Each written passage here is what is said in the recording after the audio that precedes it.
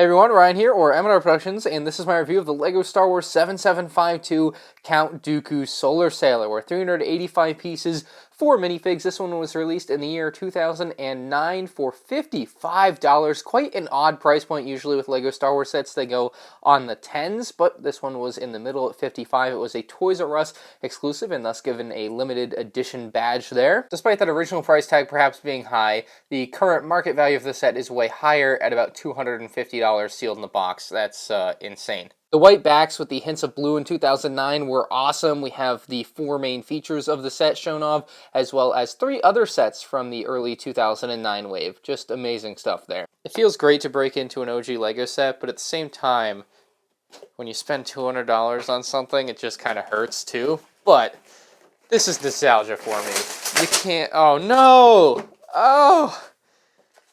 No, that's not great. Hate seeing... Oh, that's even worse. Not the sticker sheet.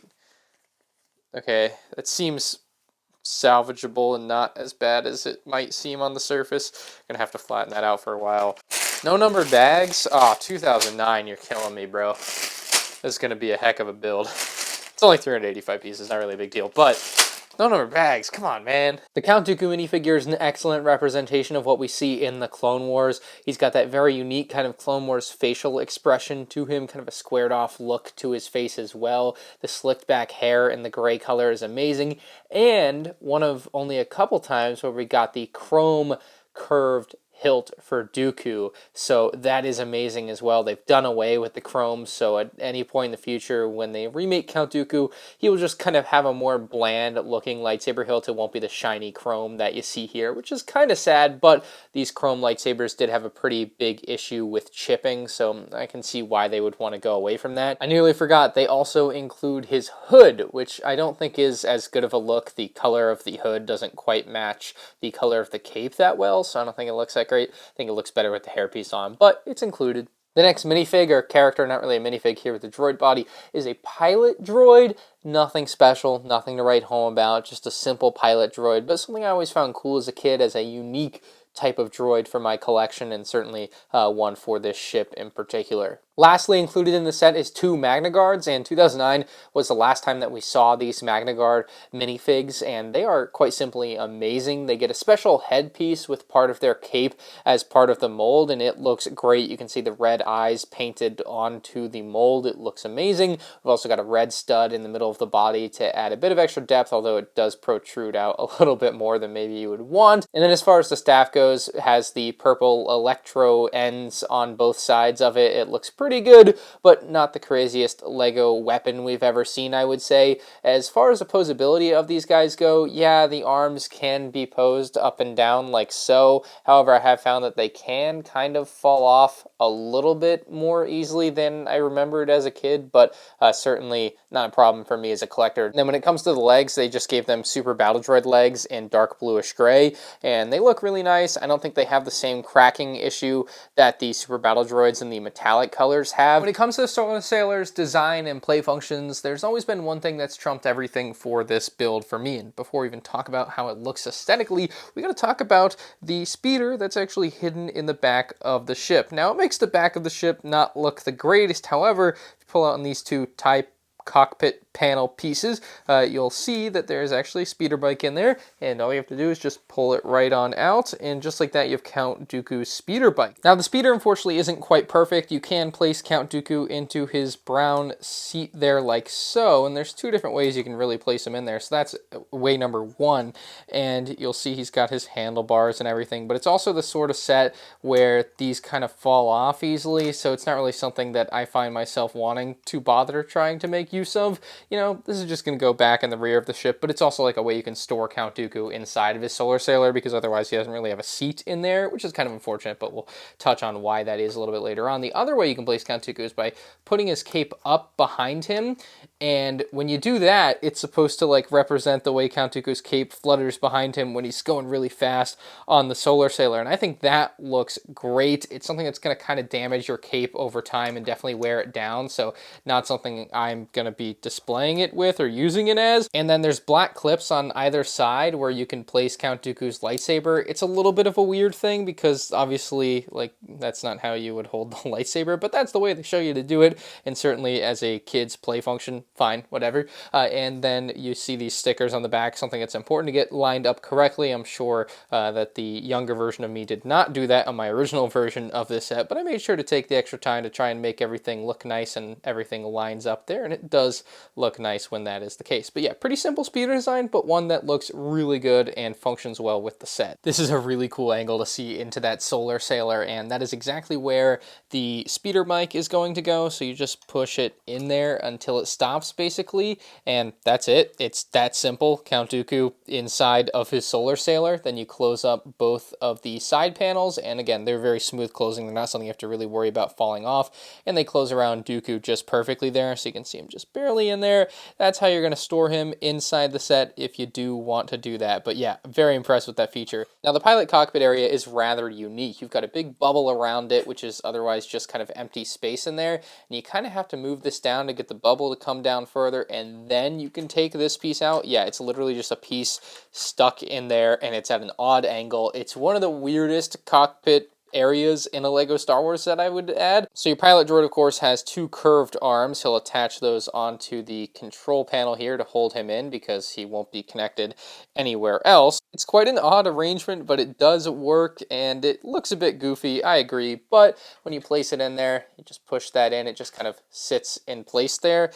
then you can put the actual windshield piece back up, and you're good to go. So that's the pilot in there. Of course, no space for Count Dooku alongside him, which kind of sucks, but understandable when you consider the way this thing is designed. It's just never going to work with two characters up there. Plus, you've got a great spot for Dooku in the back anyway. Now, the Solar Sailor does have some other decent play features, including flick-fire missiles, which are always best when you don't actually have to use your finger to flick them. And in this particular set, you can see the purple flick-fire missiles. They kind of accent nicely with the MagnaGuards. I am almost sure that they chose the purple color because it matches that there. But essentially you have this piece here, you're going to push in on the back of the ship, and then it's going to shoot out two flick-fire missiles at a time, the same as on the other side of the Solar Sailor. It's a pretty even, split it down the middle type of build, and everything's going to be the same on both sides. Symmetry. Anyway, all you got to do is push on these, and there go your flick-fire missiles. The same can be said for the other side. It's nice when it works that way. It's so much better than having to flick it. That's actually when I do get some enjoyment out of flick-fire missiles, and honestly, the set looks odd without them there. I like having that accent of color. But it's also the sort of thing that maybe I only like having that extra tad bit of purple color because that's the way it's always been since I was a kid, and if they released it this way nowadays, I might not like it as much. So this is the landed position for the Solar Sailor for the landing gear, down and out, but when you want to bring this thing into flight mode, you have to bring these in and then push them up. Really simple to do. It is something that is an odd connection, though. It's literally just plates on plates that create that. Usually they don't do that in Lego Star Wars sets, I feel like, but it's something that did work here, and you know, really no complaint as far as landing gear goes. It's nice that it's there. Usually in most sets they just completely omit landing gear, but in this case it's there, and it's also out of the way of the moving pieces. Of course, the other component to the flight mode of this thing is using the solar sail. Unfortunately, there is no actual sail in this set. That is something that I feel like they could do modern day, but in this particular set, it's just not included. I still think it would look awkward. There's no way they would be able to get it to stand out and actually hold the shape of the solar sail that we see in the movie, but they recreate the opening of like the fins of the set in a way, so you can actually open these up by 1 or 2 or even 3. I don't know what unit of measurement you would use, but 1, 2, and 3 there. And so you can actually get the thing to look like it is when it's flying in the movie, just without the solar sail at the front that's supposed to be helping propel it. It's pretty cool like this, although I think it just looks a little awkward like this, to be honest. Like, it's supposed to look like this, but like, you know, how are you can't display it like this. There's no stand for it. It's really just like kids flying it around like this. But even that, like when I was younger and had this, I never used it like this. I always used it in this format, and always kind of thought of it as just a souped up Geonosian starfighter. I don't think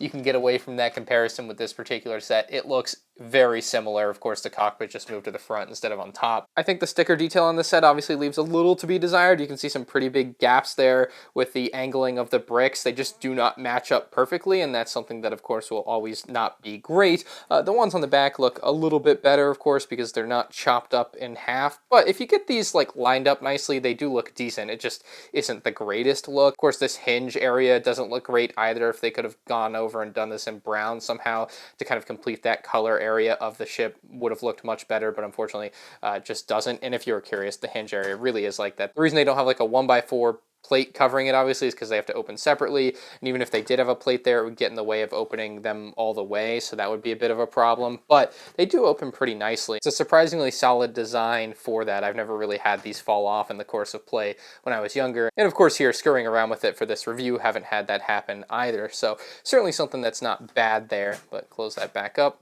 works well.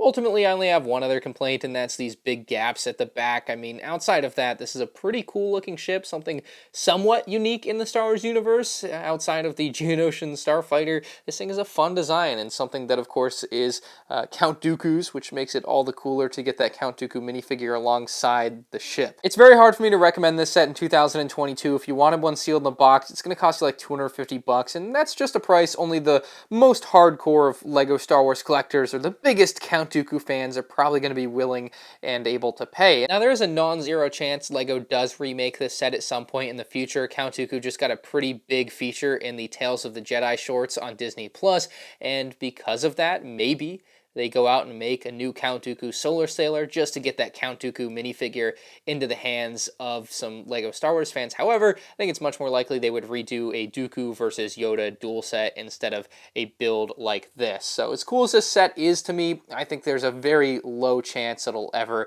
get remade. I'll give it a 7.5 out of 10. Minifigs and nostalgia aside, the ship itself just isn't the greatest thing ever. It definitely has a lot of flaws, but I also really, really like it with nostalgia in mind. So let me know what you guys think about this one in the comments section below. If you're new to the channel, hit that subscribe button. You can check out more LEGO Star Wars set reviews on the end screen now.